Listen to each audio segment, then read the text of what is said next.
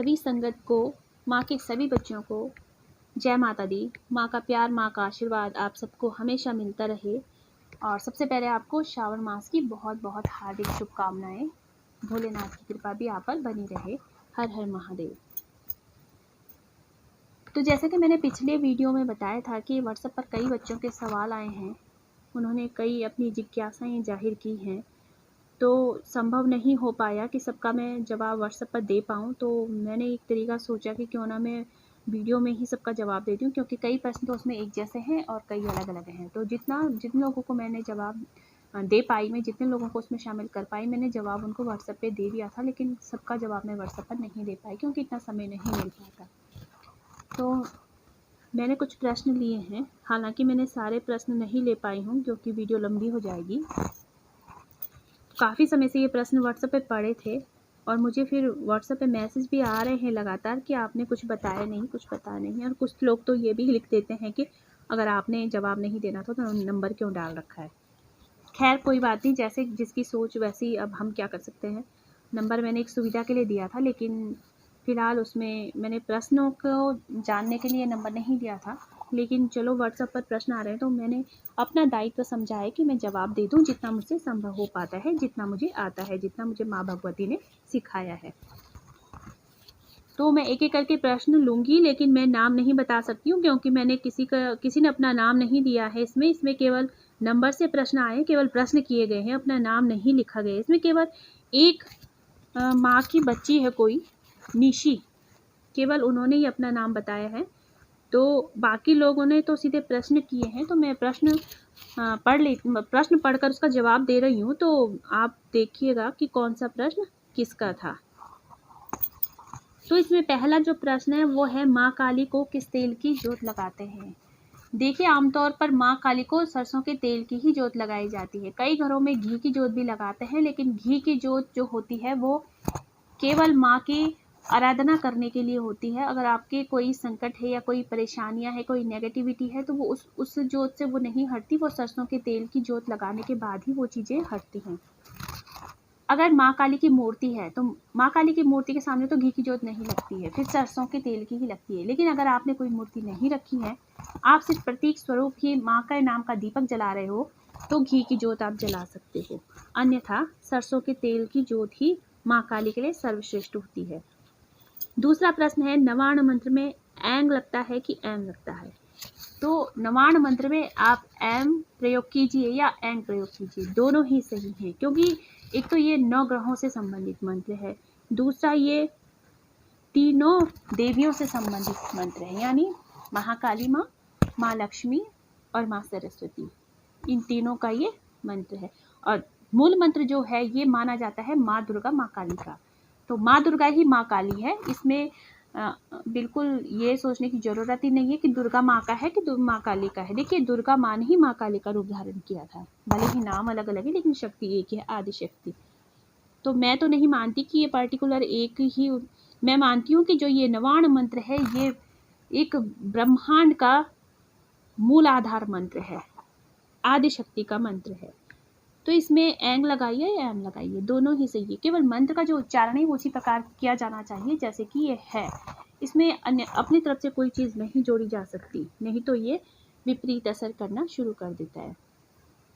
तीसरा प्रश्न है, नवाण मंत्र कितनी संख्या में करना चाहिए। तो नवाण मंत्र का जो प्रोसेस है वो, अगर आप नित्य की एक माला करना चाहते हैं तो उसमें गिनती की कोई आवश्यकता नहीं है। आप रोज की एक माला कर सकते हैं और उस माला को आप माँ के चरणों में समर्पित कीजिए। और अगर आपने अनुष्ठान किया है, साधना के तौर पर मंत्र को लिया है, तो आप फिर 1.25 लाख से कम ये नहीं होना चाहिए।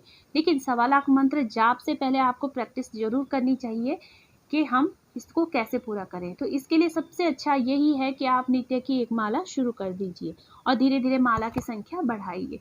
जब आपको अच्छा खासा अनुभव हो जाएगा देर तक बैठने का, तो आप इस चीज़ को अनुष्ठान कर सकते हैं कि हम 1.25 लाख करें। तो प्रश्न नंबर 4, प्रश्न है कि कैसे पता करें कि हम पर क्या शक्ति है। अब क्या शक्ति से, तो शक्तियाँ तो कई हैं, माँ कितने रूप तो माँ के हैं, भैरव बाबा हैं, शिव के कितने गण हैं, हनुमान जी के कितने गण हैं, शक्तियाँ काफ़ी हैं। तो ये चीज़ तो आपको किसी गद्दी पर जाकर या किसी भगत के पास जाकर या कोई चौकी लगाने वाले हों वहीं जाकर आपको पता चल सकता है कि शक्ति कौन सी है। और कभी कभी इस केस में ऐसा भी होता है कि शक्तियाँ छुप जाती हैं तो आसानी से पता नहीं चल सकता। तो जब चौकी में जाते हैं, कहीं गद्दी लगाने वाले के पास जाते हैं, तो वो बता देता है आसानी से कि ये शक्ति कौन सी है। हाँ, इसमें एक चीज़ है कि हम घर पर पता कर सकते हैं कि शक्ति स्त्री शक्ति है या पुरुष शक्ति है। स्त्री शक्ति पुरुष शक्ति से मेरा अर्थ यह है कि स्त्री शक्ति में मातृ शक्तियाँ आ जाती हैं, सारी माताएं। और पुरुष शक्ति में जैसे भैरव बाबा हैं, पुरुष शक्ति में नरसिंह देवता हैं। इस तरीके के जो है पुरुष शक्तियाँ जो हैं और स्त्री शक्तियाँ जो है उनका पता हम लगा सकते हैं। कैसे लगा सकते हैं कि अगर हमारा हाथ वाइब्रेशन कर रहा है, ठीक है, तो अगर हमारी शक्तियाँ केवल हाथों में आ रही है तो हम ये पता कर सकते हैं कि अगर हमारा राइट हैंड जो है वो वाइब्रेट हो रहा है तो हमें पता चल जाता है कि ये स्त्री शक्ति है। और अगर लेफ्ट हैंड वाइब्रेट हो रहा है तो पुरुष शक्ति है। तो एक तो ये तरीका हो गया। और एक तरीका ये है कि चाल से भी पता चल जाता है कि स्त्री शक्ति है कि पुरुष शक्ति है, क्योंकि मर्दाना जो चाल होगी वो अलग तरीके की होगी और स्त्रियों की चाल अलग तरीके की होगी। लेकिन जो काली माँ की जो चाल होती है वो भी मर्दाना होती है, तो यहाँ पर थोड़ा सा धोखा खा सकते हैं।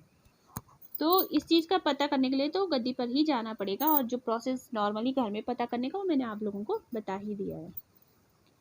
फिर अगला प्रश्न है कि माँ को रोज का भोग कैसे लगाएं। आप वैसे तो आप जो खाते हैं वो लगा सकते हैं, लेकिन अगर लहसुन प्याज यूज़ नहीं करते तो, लेकिन अगर लहसुन प्याज यूज़ करते हैं घर में तो आप माँ को केवल मीठा भोग ही लगाइए। ड्राई फ्रूट लगा सकते हैं, लड्डू, बर्फी, पेड़े या मीठी रोटी बनाइए, खीर बनाइए, हलवा बनाइए, आप इसका भोग रोज लगा सकते हैं। और माँ को रोज भोग लगाना गलत नहीं होता, बहुत अच्छा होता है। फिर अगला प्रश्न है कि शक्तियाँ किस प्रकार आती हैं। तो शक्तियाँ किस प्रकार आती हैं, ये तो एक अनुभव करने वाली बात होती है, ये बताया नहीं जा सकता। ये उन्हीं लोगों को पता चलता है कि शक्तियाँ किस प्रकार आती हैं। लेकिन हाँ, शक्तियाँ जब आनी शुरू होती हैं तो अपने कंट्रोल में नहीं रहता। जो जिस इंसान के शरीर पर शक्ति आ रही है वो अपने कंट्रोल में नहीं रहता, यानी वो कितना भी रोकने की कोशिश करे वो शक्तियों को नहीं रोक पाता उस समय। तो ये शक्तियाँ किस प्रकार आती हैं ये तो अनुभव करने पर ही पता चलता है, इसका जवाब ऐसे नहीं दिया जा सकता। हाँ, पूजा पाठ नियमित करते हैं तब भी शक्तियाँ जागृत हो जाती हैं, और कुछ कुछ शक्तियाँ ऐसी होती हैं जो पूर्व जन्म से साथ रहती हैं या फिर जन्म से साथ रहती हैं। फिर अगला प्रश्न है, ग्रह क्लेश का निवारण क्या हो सकता है। ग्रह क्लेश, देखिए जिनके घर में ग्रह क्लेश की समस्या चल रही है, सबसे पहली बात तो ये है कि कुछ ग्रह क्लेश होते हैं अपने विचारों से, कुछ ग्रह क्लेश होते हैं ग्रहों से, और कुछ ग्रह क्लेश होते हैं ऊपरी बाधा से। तो सबसे पहले तो ये पता चलना बहुत ज़रूरी होता है जो ग्रह क्लेश है वो किस वजह से हो रहा है। तो देखिए, कारण चाहे कोई भी हो, सबसे पहले खैर खुद को सुधारना बहुत ज़रूरी होता है। सबसे पहले अपने अंदर झांकिए कि हम सही हैं या गलत हैं, या सामने वाला सही है या गलत है। और अगर उस चीज़ का बिल्कुल सब चीज़ सही है तो आप फिर एक काम करिए कि दुर्गा सप्तशती का जो प्रथम अध्याय है उसका पाठ करना शुरू कीजिए, आपको इससे काफ़ी फायदा मिलेगा। अगला प्रश्न है कि जिस पर सवारी हो वो बाहर का खाना खा सकता है क्या। देखिए, ये अपने पे निर्भर करता है कि हम किस तरीके से अपने इष्ट को रखना चाहते हैं। अगर हम अपने इष्ट को अच्छे से रखना चाहते हैं, बिल्कुल बिना किसी बाधा के रखना चाहते हैं, तो हमें घर बाहर का खाना तो त्यागना ही पड़ता है, क्योंकि जो ये भक्त का जीवन होता है ये सरल नहीं होता है, बहुत कठिन होता है। एक हम नॉर्मली पूजा करते हैं तो ये चीज़ें बिल्कुल बाधित नहीं करती हैं जीवन को, लेकिन अगर सवारी आ रही हो शरीर पे तो बाहर का खाना वैसे वर्जित ही होता है। और अगर खाते भी हैं तो हमें बिल्कुल साफ़ सफाई का ध्यान रखना पड़ता है। अब फिर ये अपने अपने पर निर्भर है कि हमने किस तरीके से शुरुआत की थी और हमने किस तरीके से आज तक रखा है, तो उस तरीके से हमें चलना पड़ता है। अगला प्रश्न है कि गोद कैसे भरते हैं। तो ये जो सवाल है गोद कैसे भरते हैं, तो ये गोद भरने का काम भक्तों का होता है, चौकियों का होता है। वैसे आमतौर पर गोद भराई जो होती है वो नारियल से की जाती है। फिर वो माँ शक्ति, आदि शक्ति पे निर्भर करता है कि वो गोद भरते समय क्या चीज़ साथ में दे रही है, कौन सी पॉजिटिविटी दे रही है, वो माँ का काम होता है, शक्ति का काम होता है। नॉर्मली से जवाब जो है गोद भरते हैं नारियल से। फिर अगला प्रश्न है कि सपने में आग देखना कैसा होता है। देखिए, अगर सपने में आग दिखाई देती है तो ये माँ काली का स्वरूप होता है। अगर सपने में आपको आग दिखाई दे रही है और प्रचंड अग्नि दिख रही है तो समझिए कि माँ काली से आपने कुछ मांगा था, माँ ने जो पूरा किया है, लेकिन आपने माँ काली को भूल दिया है, उनका भोग या श्रृंगार आपने कुछ भूला हुआ है। तो ये संकेत होते हैं सपने में अग्नि देखने के। और अग्नि अगर शांत स्वरूप में सिर्फ एकाग्र होकर जल रही है तो ये होता है सिर्फ माँ का दर्शन देना, कि माँ ने खुश होकर दर्शन दिए हैं। और जब प्रचंड रूप में आपको अगर आग फैली हुई दिख रही है तो ये माँ काली का क्रोध है। तो आप ध्यान, अगर कभी ऐसा दिखता है सपने में अग्नि दिखती है तो आप माँ काली को, अगर आपने भूल भी दिया है, कुछ चीज़ें ऐसी होती है जो कभी हम मान लेते हैं बाद में हम भूल जाते हैं, तो नॉर्मल सी एक बात है कि माँ को भोग और श्रृंगार चढ़ा दीजिए। फिर अगला है, जो माँ का दिन होता है क्या वो दिन कोई परहेज, जो माँ का दिन होता है क्या उस दिन माँ का कोई परहेज रखना पड़ता है, यानी हमें अपने गृहस्थ जीवन में क्या क्या परहेज रखने पड़ते हैं, शायद इनका अर्थ ये है सवाल पूछने का। तो जो माँ का दिन अगर आपने मान रखा है, देखिए माँ के दिन सभी होते हैं, माँ का कौन सा दिन है जो माँ का ना हो, लेकिन मुख्य रूप से जो भक्तों ने जो दिन चुन रखा होता है, जो मेन होता है, वो होता है सोमवार, मंगलवार, शुक्रवार और शनिवार। तो ये जो 4 दिन होते हैं, इनमें से आपने अगर कोई दिन चुन रखा है, जैसे शुक्रवार चुना है या फिर शनिवार चुना है या फिर मंगलवार चुना है या फिर सोमवार चुना है, तो हाँ उस दिन आप परहेज रख सकते हैं। परहेज रखिए, बहुत अच्छा होता है। लहसुन प्याज का परहेज रखिए, गृहस्थ जीवन का परहेज रखिए, उस दिन माँ के नाम वो दिन कर दीजिए। और ये बहुत अच्छी बात होती है कि हफ्ते का एक दिन आप माँ के नाम अगर कर देते हैं। फिर अगला प्रश्न है कि माँ काली की मूर्ति घर में रखनी चाहिए या नहीं। तो मुझे ये सवाल अटपटा सा लगा थोड़ा सा, कि माँ काली की मूर्ति घर में रखनी चाहिए या नहीं, क्यों नहीं रखनी चाहिए। वो माँ है, माँ ने काली माँ का स्वरूप क्यों धारण किया था, अपने बच्चों के लिए ही किया था ना। फिर वही बच्चे माँ काली की मूर्ति घर में रखने से डरना शुरू कर देते हैं कि रखनी चाहिए कि नहीं रखनी। भाई माँ किसी के लिए अशुभ हो सकती है क्या? नहीं हो सकती। हम सब जानते हैं कि जो माँ का स्वरूप था वो बहुत सौम्य स्वरूप था, ठीक है। माँ ने गौरा रूप में जन्म लिया था, भोलेनाथ की अर्धांगिनी बनी थी। दुर्गा रूप लिया तो देवताओं की रक्षा करने के लिए लिया। उसके बाद माँ काली का स्वरूप, जो माँ ने धारण किया, वो अपने बच्चों की रक्षा करने के लिए किया था। तो बिल्कुल मेरा जवाब यही है कि हम माँ काली की मूर्ति घर में रख सकते हैं, इसमें कोई भी दिक्कत नहीं है। अगला प्रश्न है, मुझे शनिवार को गुस्सा बहुत आता है। तो देखिए, गुस्सा आता है तो सबसे पहली बात ये है कि खुद को शांत रखने की कोशिश कीजिए। अगर आप माँ काली की पूजा करते हैं तो थोड़ा सा ऊर्जा जो उनकी है वो आपके अंदर जरूर आएगी, थोड़ा हल्का फुल्का गुण तो आएगा ही। जो उग्र गुण है माँ काली का जो है वो हल्का फुल्का तो आएगा ही, लेकिन खुद पे कंट्रोल करना बहुत ज़रूरी होता है। इसको अपने ऊपर हावी नहीं होने देना चाहिए, क्योंकि ये चीज़ें जो होती हैं शुरुआती तौर पर होती हैं। जब शुरुआत होती है ऊर्जा की शरीर में आने की, तब ये चीज़ें होती है। लेकिन अगर इस ऊर्जा को आपने अपने अंदर एक्सेप्ट कर लिया और सहन कर लिया, बर्दाश्त कर लिया आपके शरीर ने इस ऊर्जा को, तो धीरे धीरे जो ये क्रोध है ये खत्म होना शुरू हो जाता है। क्योंकि एक परीक्षा होती है माँ की तरफ से भक्त के लिए कि वो मेरी ऊर्जा को कितना सहन कर सकता है। क्योंकि ये ऊर्जाएं जब शुरू होती है आनी, तो इंसान अगर इनको सहन ना कर सके और एकदम से सारी ऊर्जा अगर आ जाए तो इंसान विचलित हो सकता है और उसका माइंड जो है वो डिस्टर्ब हो सकता है, वो सोचने समझने की शक्ति खो सकता है। इसलिए जो ये चीज़ें हैं ये धीरे धीरे करके ही अपना असर करती हैं। और ये अगर ऊर्जा सहन हो पाती है जिस व्यक्ति से, वो माँ की कृपा उस व्यक्ति पर पूर्ण रूप से होनी शुरू हो जाती है। लेकिन अगर ऊर्जा सहन नहीं हो पाती है, वो कंट्रोल नहीं कर पाता है, तो वहाँ पर फिर परेशानी शुरू हो जाती है। तो इसलिए थोड़ा सा कंट्रोल करने की खुद भी कोशिश करनी पड़ती है अपने गुस्से को। फिर अगला प्रश्न है, स्वयं हवन कर सकते हैं क्या।